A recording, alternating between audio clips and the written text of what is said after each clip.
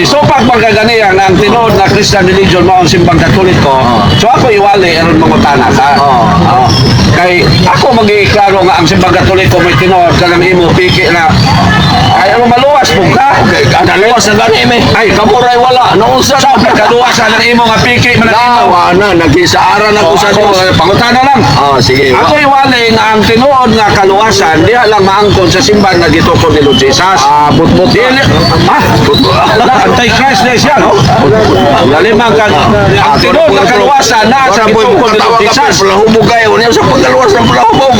May pa ng palahubog kayo sa Mura naman eh, naghubog-hubog siguro. Ako sa naman eh.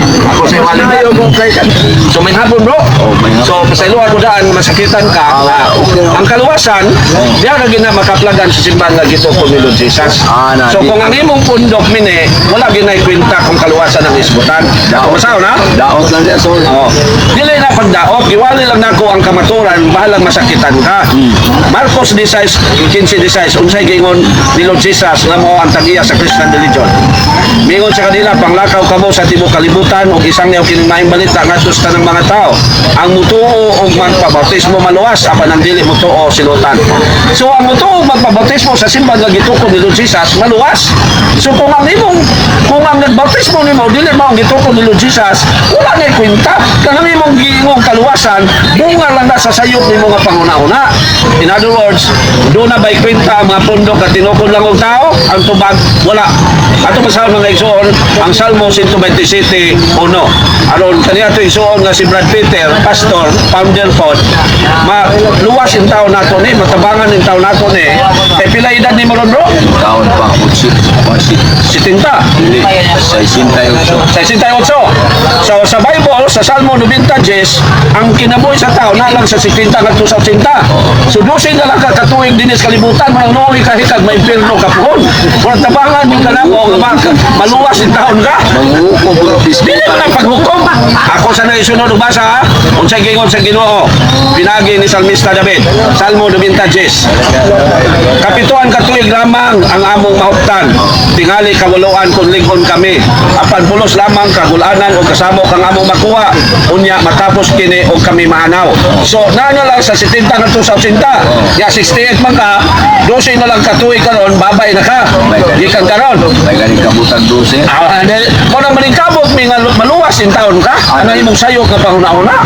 Now, ato basaw na. So pagkaluwas nimo nga mini man ang bundok nimo.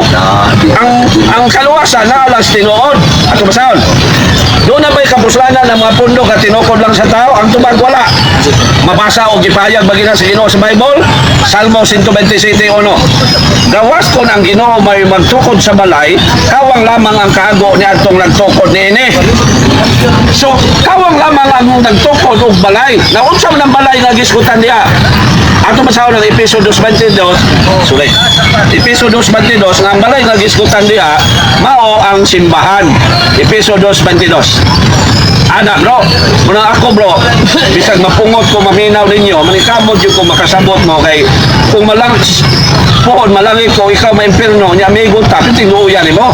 Mahay ko, Lord, gano'n wa magyud ko mag-antos o tudloan ni ako yung suon. Oy, unang, ako yung kang pagkikabutan na matabangan ka, maluwas mo din taon kayo ni kamatay ni mo.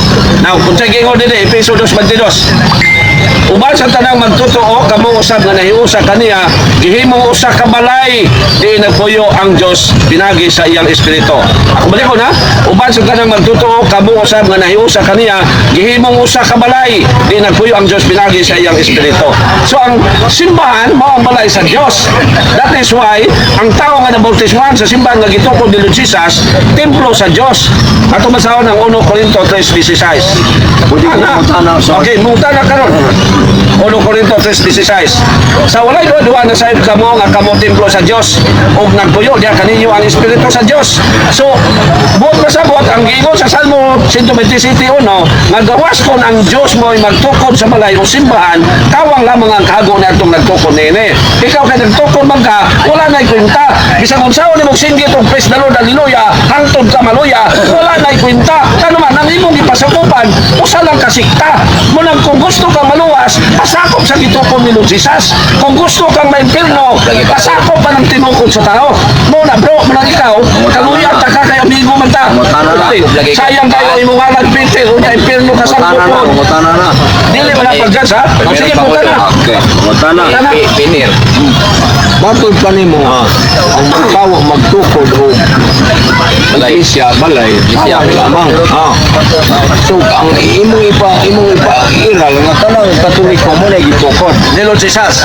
Eh, yes. Wala imong gigamit ka teksto tuwa sa Jeremias. As basahin ko no kung Kristo dito sa Jeremias na Sige, wa man ko mugamit og Jeremias. wala ba? Naon sa man so pastor gadambo wala. Sige, ikuwanta na.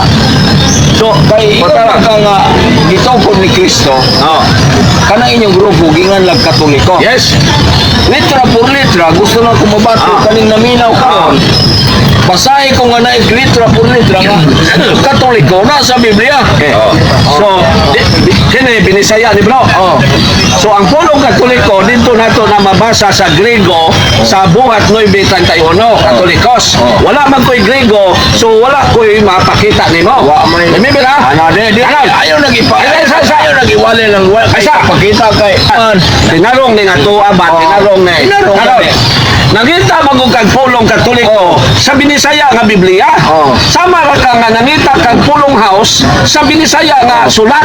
So ang imo makita dito. dili ba siya ng Katoliko kinatsila Mao gani nga di na makita dire. man kay balog sila gyapon Dala bro. iwan mo suod mo sa Dalahan niyo daw. di ka tumog Pamilya ba? Ang pulong Katoliko kina sila. So dili na makita sa Biblia ang binisaya. no sa English universal na sa English So ato basahon kung sa naaba sa Bible nga universal ang itukod o kailap sa tibok kalibutan. Kay binisaya man eh. So ato basahon. Remember ang Christian religion, dili na mabasa sa Biblia tuwa na sa diksyonary ikaw basa. Basa. Ang Christian religion kailap sa tibok kalibutan. kanang kailap dili man na Universal. kanang universal makailapon sa kalibutan Nya. kuan man na kanang binisaya man na di binisaya nga itong isulti kay Katoliko man Ang pulong Katoliko kina sila. Sa binisaya lukob sa tibok kalibutan. So ato basahon din eh ang ang nasulat nga lukob sa tibok kalibutan. So supak ka nga ang Christian religion Katoliko sa binisaya kailap sa tibok kalibutan. So ato basahon ang imong pagsupak aron may bawa nimo nga sayop ka. Kay mabasa man din eh nga ang Christian religion kailap sa tibok kalibutan. Kabasa. Ano man lang makonsensya ka?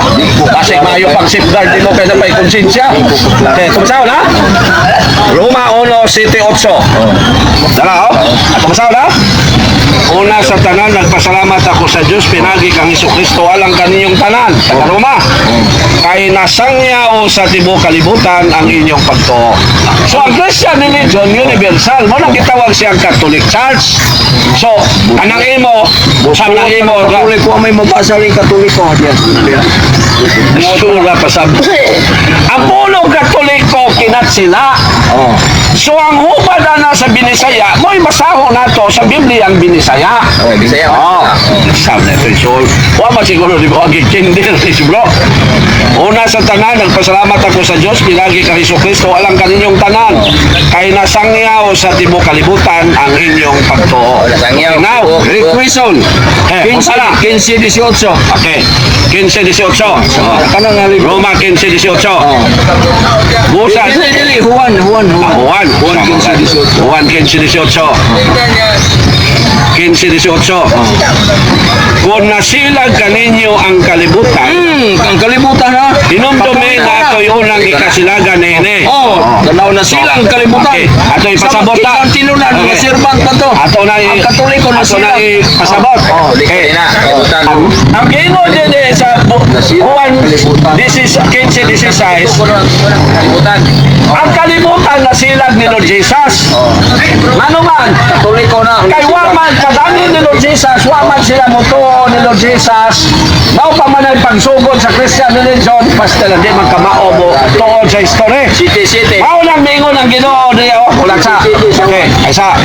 Mao lang mingon ang Ginoo isang yaw may balita kay aron magtulid ang tao. Tao. San Mateo 28:19. Usa panlakaw kamo ngadto sa tanang katawan sa tibuok kalibutan ug gimuha sila nga akong mga tinunan ug bunyagi sila sa ngalan samahan sa anak ug sa Espiritu Santo. Nganong mingon ang Ginoo panglakaw mo sa tibuok kalibutan? Kaya ang tibuok kalibutan before sa wala pa siya magpakatao, wala kay muti sa Dios. Mo nang nagpakatao si Lord Jesus, sangyawan sila, manyagan, aron mahimong katawan sa Dios. O ang nakaingon nga mikaylap sa tibuok kalibutan ng Christian religion, mao ang mga Kristiyano sa Roma. Sa ila ko ang Katoliko Christian religion na. Balik na po ni Katoliko Christian religion. Kani din giingon sa mga nasa. So ang iyang pangutana, basahin daw ko nga ang Katoliko Christian. Now, unsay na Katoliko ang pagtulon-an ni Lord Jesus o ang Christian religion mo na Katoliko. Atong basahon nga ang mga katawan sa Dios Kristohanon. Atong basahon ang Christian mo nung Oh, kapito kailap. buhat 11:26. Basahon ha? Buhat 11:26. Christian bagyon ang katawan sa Dios. Atong basahon. Kanay si bro kay palusoy from manggog litra por litra niya dili sabto ng Biblia. Yara. Sa dihang ikaplagan niya si Saulo, gidala niya siya sa Antioquia. Sulod sa usa ka tuig silang duha nakikita sa mga mantutuo o gitudloan niya sila. Ang mga tinunan gitawag nga mga Kristohanon sa unang higayon dito sa Antioquia. Kinsay unang Kristohanon? Ang mga apostoles. Kinsa sila? Katawhan ni Lord Jesus. So ang Christian religion, kailap sa tibuok kalibutan or Katoliko.